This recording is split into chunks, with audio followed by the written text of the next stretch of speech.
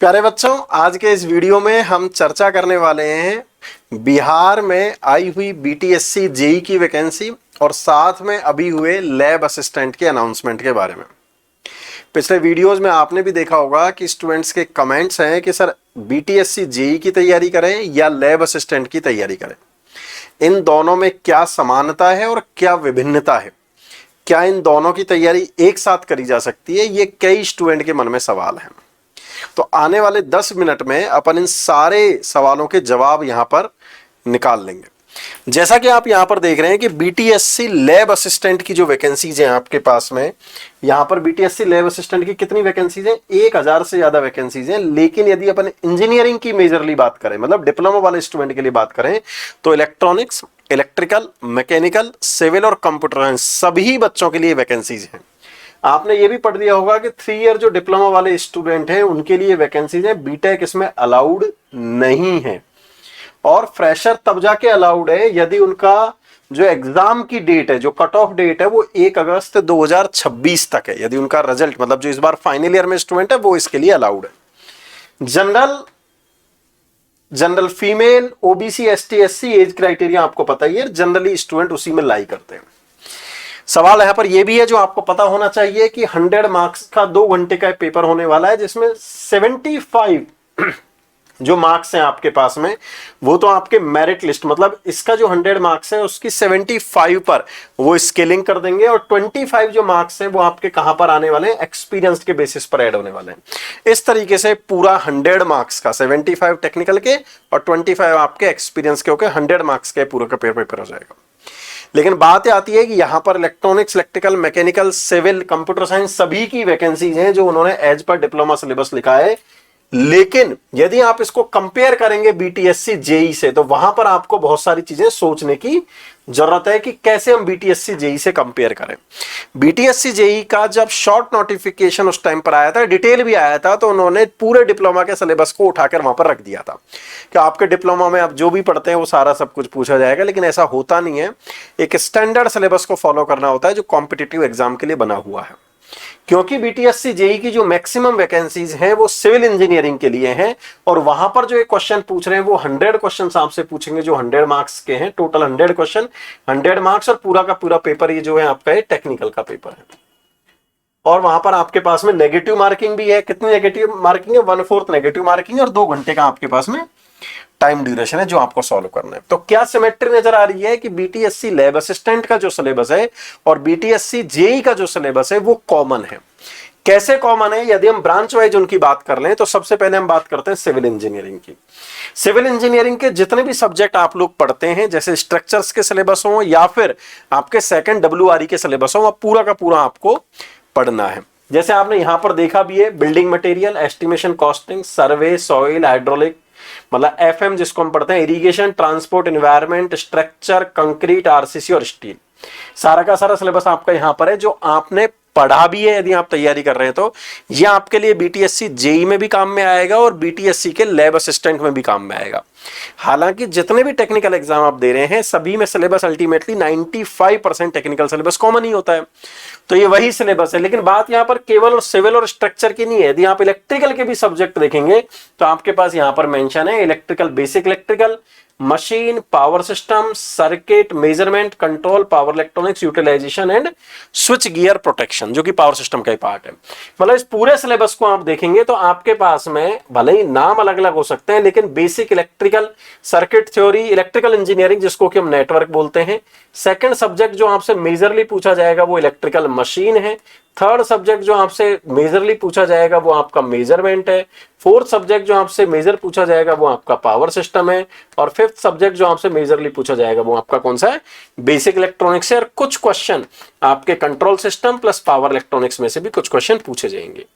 Power system में पूरा का पूरा पोर्शन, चाहे वो यूटिलाइजेशन ऑफ इलेक्ट्रिकल एनर्जी हो, स्विच गियर प्रोटेक्शन की बात हो या पावर सिस्टम के इसकी बात हो, तीनों के तीनों पावर सिस्टम में ही आपका कवर होता है। ये इलेक्ट्रिकल का सिलेबस है, वही सिलेबस आपको पढ़ना है दोनों एग्जाम के लिए। मतलब क्योंकि सिलेबस भी सेम है, क्योंकि एग्जाम का पैटर्न भी लगभग सेम है, क्योंकि दोनों डिप्लोमा लेवल पर हो रहा है, क्योंकि दोनों को बीटीएससी ही करवा रहा है, इसलिए इस बात की लगभग गारंटी है कि आपका पेपर का लेवल सेम रहने वाला है और सिमिलर प्रिपरेशन करके आप उस एग्जाम को निकाल सकते हैं। यदि हम आगे बात करें मैकेनिकल इंजीनियरिंग की, तो मैकेनिकल का सिलेबस भी यहां पर मेंशन है, चाहे वो थर्मो हो, RAC, IC power plant, HMT fluid, strength of material, machine design, theory of machine, industrial and production engineering. इतना आप पढ़ेंगे तो मैकेनिकल का सिलेबस भी आपका पूरा का पूरा हो ही जाएगा। लेकिन बीटीएससी लैब असिस्टेंट में आपको पता है कंप्यूटर साइंस और इलेक्ट्रॉनिक्स की अलग से वैकेंसीज हैं। कंप्यूटर साइंस की कुछ वैकेंसीज हैं, कुछ क्या मतलब काफी अच्छी खासी वैकेंसीज हैं, और इलेक्ट्रॉनिक्स की भी अच्छी खासी वैकेंसीज हैं। इन दोनों के बारे में अपन थोड़ा और डिटेल में बात कर लेते हैं। कंप्यूटर साइंस और इलेक्ट्रॉनिक्स के स्टूडेंट के लिए वैसे भी वैकेंसीज बहुत कम आती है, एक एक वैकेंसी का इंतजार रहता है। नंबर ऑफ एस्पिरेंट इस बात के लिए सोच रहे होते हैं कि यार गवर्नमेंट जॉब कंप्यूटर साइंस और इलेक्ट्रॉनिक्स में कैसे निकले। अब यहां पर जब इतने सारी आपके पास में वैकेंसीज है और इस सिलेबस को देखा जाए तो ये इसका सिलेबस एज ऑफ नाउ समझ में आ रहा है, लेकिन मुझे लगता है कि 80% सिलेबस यही रहेगा, 20% यदि नोटिफिकेशन पर कुछ चेंजेस होंगे, डिटेल में आएगा तो उस टाइम पर अपन उसको देख लेंगे। अब यहां पर क्या पढ़ना है? Computer organization, hardware, operating system, data communication networking, programming, data structure, web technology, DBMS और IT security and lab ethics. ये पूरा का पूरा सिलेबस है। जो मुझे ऐसा लगता है जब मैंने इसका पूरा एनालिसिस किया और टीचर के साथ डिस्कस किया तो लगभग ये 300 से 350 घंटे का मॉड्यूल है। मतलब यदि आप डेली 4 घंटे 4 आवर्स पर डे यदि इसको पढ़ रहे हैं तो आने वाले 100 डेज में आप पूरे के पूरे सिलेबस को कवर कर सकते हैं। सर ये 100 डेज की थ्योरी क्या है आपके दिमाग में आ रहा होगा। जब 22 दिसंबर 2025 को हमने बैच स्टार्ट किया था बीटीएससी जेई का, तो उस टाइम पर भी मैंने 100 डेज की बात करी थी। आज भी मैं 100 डेज की बात कर रहा हूं, क्यों कर रहा हूं उसके बारे में भी 2 मिनट में अपन चर्चा करते हैं। पहले बात करते हैं इलेक्ट्रॉनिक्स की, और क्योंकि इलेक्ट्रॉनिक्स और इलेक्ट्रिकल के सिलेबस में कुछ सब्जेक्ट कॉमन होते हैं तो वो सब्जेक्ट तो यहां पर रहेंगे ही। कौन कौन से सब्जेक्ट कॉमन होते हैं? मैंने आपको बताया था कि नेटवर्क, मेजरमेंट और बेसिक इलेक्ट्रॉनिक्स, ये तो जो सब्जेक्ट है ये इलेक्ट्रिकल के साथ कॉमन होने ही होने। जैसा आप यहां पर देखेंगे electrical circuit and network, measurement आपके पास में लिखा हुआ है, और बेसिक इलेक्ट्रिकल इंजीनियरिंग जो उसी का पार्ट है। किसका पास है? इलेक्ट्रिकल, इसी का पार्ट है। एनालॉग इलेक्ट्रॉनिक्स में basic electronics plus analogue electronics, यहां पर एडवांस वर्जन हो जाता है। अब इलेक्ट्रॉनिक्स वाले जो बच्चे हैं उनके लिए micro processor plus digital electronics अलग से ऐड हो जाते हैं। Micro processor plus digital electronics ये रहा, माइक्रो प्रोसेसर आपका ये रहा। इसके बाद में कुछ ईएमएफटी का पोर्शन, इलेक्ट्रोमैग्नेटिक फील्ड थ्योरी के साथ में, प्लस कुछ कम्युनिकेशन का पोर्शन आपका अलग से ऐड ऑन हो जाता है, जो आप देखेंगे ईएमएफटी और कम्युनिकेशन वाला पोर्शन ही रहा। और कंट्रोल सिस्टम तो मैंने पहले बताया ही था आपको कि इलेक्ट्रिकल में भी ये पोर्शन कॉमन है, तो ये सारा का सारा कॉमन है। मतलब इलेक्ट्रिकल इलेक्ट्रॉनिक्स वालों को तो साथ में तो ये सब्जेक्ट पढ़ने ही है। यदि ये सब्जेक्ट वो एक्स्ट्रा पढ़ लें तो आसानी से इलेक्ट्रॉनिक्स वाले भी उस एग्जाम को निकाल सकते हैं। अच्छी नंबर ऑफ वैकेंसीज हैं। इस पूरे यदि सिलेबस को अपन डिटेल में देखें तो मैं आपको एक खास बात बता देता हूं। जब 22 दिसंबर 2025 को मैंने ये कहा था कि आप यदि ढंग से तैयारी कर रहे हैं तो आप 100 डेज में बीटीएससी जेई को पढ़ सकते हैं, मैंने उस टाइम बोली थी। उस टाइम ये लग भी रहा था कि आने वाले 100 दिनों के अंदर बीटीएससी जेई का एग्जाम हो जाएगा। 22 दिसंबर से आज लगभग हम 130-40 दिन बाद में खड़े हैं, लेकिन फिर भी नजर नहीं आ रहा कि वो सिलेबस मतलब वो एग्जाम होने वाला है। हमने जब ये बैच चालू किया था 22 दिसंबर को, उस टाइम पर तो हम लगभग, क्योंकि एग्जाम की डेट नहीं थी, और मैंने उस टाइम पे कहा था यदि आप 8 आवर्स पर डे पढ़ते हो तो आप पूरा का पूरा सिलेबस इन 100 डेज में कंप्लीट कर ले जाओगे।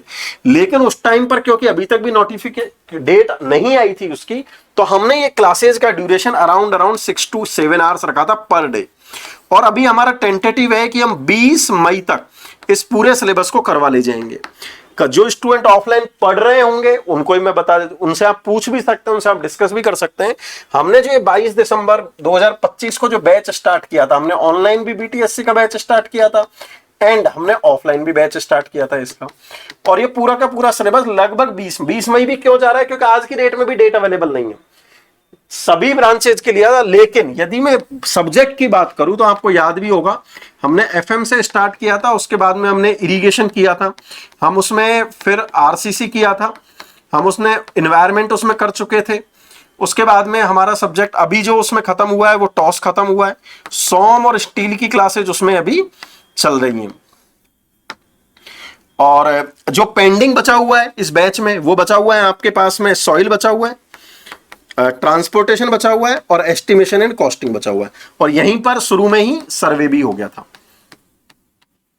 तो हम देखेंगे पूरा का पूरा सिलेबस जो आप यहां पर पढ़ रहे हैं वो सारा का सारा सिलेबस हो गया। ये जो सब्जेक्ट है इनमें से अभी स्टील और सोम तो चल रहे हैं, और ये जो सब्जेक्ट है ये अभी लगभग चालू होंगे आपके 1 मई के आसपास से, और 20 मई तक ये पूरी की पूरी कहानी आपकी निपट जाएगी, क्योंकि 6-7-8 घंटे की क्लास चल रही है। मैं केवल आपको क्या कहना चाह रहा हूं कि यदि अभी भी आपके दिमाग में है कि बीटीएससी जेई का एग्जाम निकालना है या फिर बीटीएससी लैब असिस्टेंट का एग्जाम आपको निकालना है, तो आपको क्या करना चाहिए? अब आपको 150 डेज की एक प्लानिंग बनानी चाहिए, 150 डेज। और 150 डेज को आपको प्लान करना चाहिए per day 7 hours per day. यदि आप बिल्कुल एज ए फ्रेशर भी ट्रीट कर रहे हैं तो, कि मेरे को तो कुछ नहीं आता, मेरे को जीरो से पढ़ाई करनी है, मेरे को सारा थ्योरेटिकल भी पढ़ना है, ऑब्जेक्टिव करना है, मोस्ट एक्सपेक्टेड क्वेश्चन भी करने और एग्जाम को निकालने, तो आपके पास में अराउंड 1000 के आसपास घंटे हो जाएंगे, 1000 आवर्स। और 1000 आवर्स में आप आराम से इस एग्जाम को निकाल सकते हैं।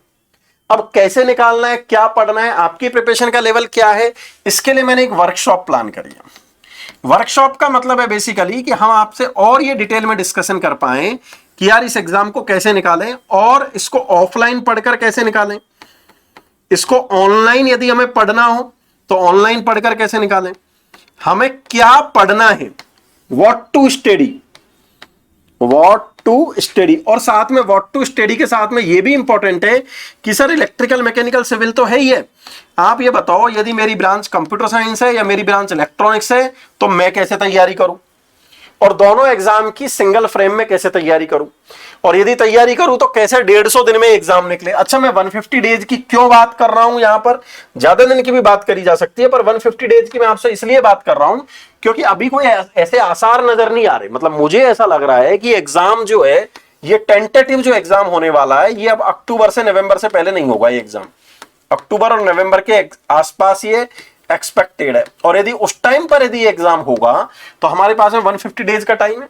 मान लेते हैं मई, जून, जुलाई, अगस्त और सितंबर खत्म हो जाएगा, अक्टूबर नवंबर में एग्जाम होगा। अब ये जो आप इसमें ये सारे सवालों के जवाब, या आपके मन में और भी कोई सवाल है जो आप इस वीडियो के कमेंट में डाल देना। इस वर्कशॉप को आप अटेंड कर सकते हैं। वर्कशॉप में सारे सवालों के जवाब मिलेंगे आपको। कौन जवाब देंगे? आपके वही फेवरेट सर, रवि सर इसमें कनेक्ट होंगे, धारके सर इसमें कनेक्ट होंगे, मैं कनेक्ट होऊंगा, जोशी सर कनेक्ट होंगे, और भी ऐसे टीचर्स कनेक्ट होंगे, नरसिंह सर कनेक्ट होंगे। अपनी अपनी स्ट्रीम के एक्सपर्ट जवाब देंगे कि कैसे आपको तैयारी करनी है और क्या करना है। अब ये वर्कशॉप अटेंड कैसे करनी है? ये वर्कशॉप 24 अप्रैल को हो रही है, और ये क्लोज्ड वर्कशॉप है। क्लोज्ड वर्कशॉप का मतलब कोई यूट्यूब पर नहीं हो रही, कोई भी आके अटेंड करेगा।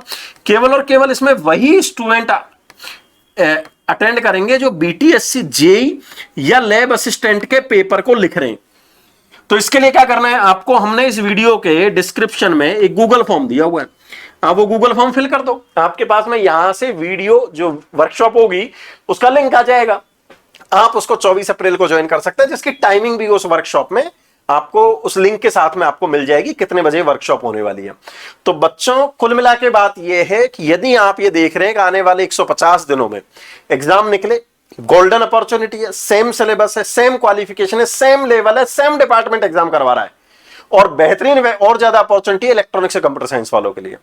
तो मैं आपको ये रिकमेंड करूंगा कि just plan yourself to attend the workshop, then kick up yourself, start करें, लग जाएं, और अगले 150 दिन में एग्जाम निकालें। और उसके लिए पहला स्टेप है workshop. For workshop you can register with your Google form which is available in the description of this video. तो मिलते हैं इस वर्कशॉप में, एंड प्लान करते हैं 2026 में कोई ना कोई जॉब हमारी जरूर लगे, ताकि हमारा, आपके माता पिता का और आपका खुद का सपना साकार हो सके। Once again all the best from the entire team of Engineers Academy and Nimbus Learning. Thank you.